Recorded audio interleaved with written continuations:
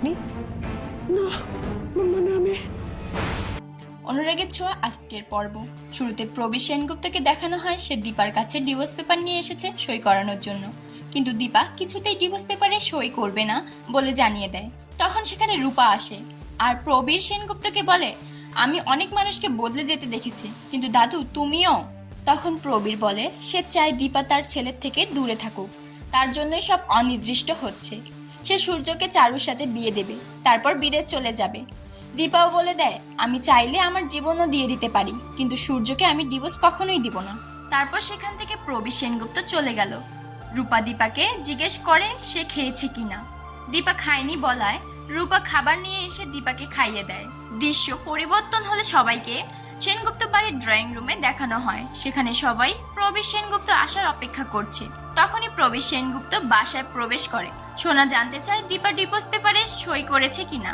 প্রবীর না বললে সবাই রেগে যায় আর বলে দীপা আর সূর্য অনেকদিন ধরে একসাথে থাকছে না, তাই তাদেরকে আলাদা করে খুব একটা কঠিন নয়।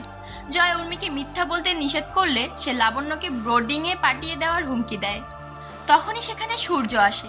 দীপা কে জানতে চাইলে সোনা একটা ছবি দেখিয়ে বলে, ইনি দীপা, ইনি আমার সবকিছু শেষ করে দিয়েছে।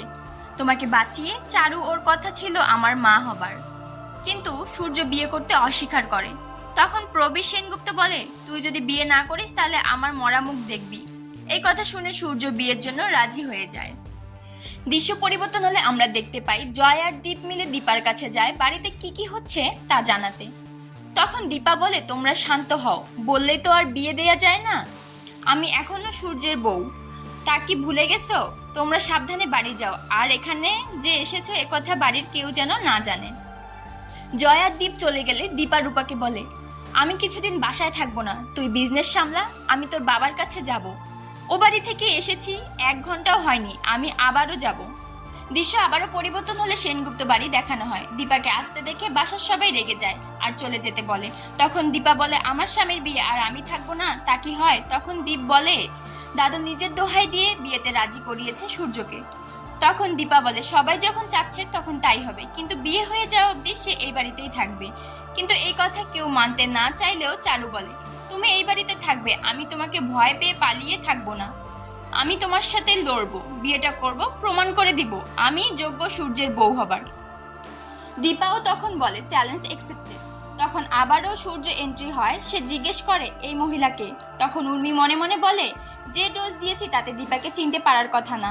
সোনা বলে, দেখো বাবা, এই বাইরের আবারও আমাদের বাড়িতে এসেছে। সূর্য তখন দীপাকে বাড়ি থেকে বেরিয়ে যেতে বলে। তারপর নিজের ঘরের দিকে যেতে নিয়ে পিছন ফিরে দেখে লাবণ্য দীপাকে জড়িয়ে ধরে কাঁদছে।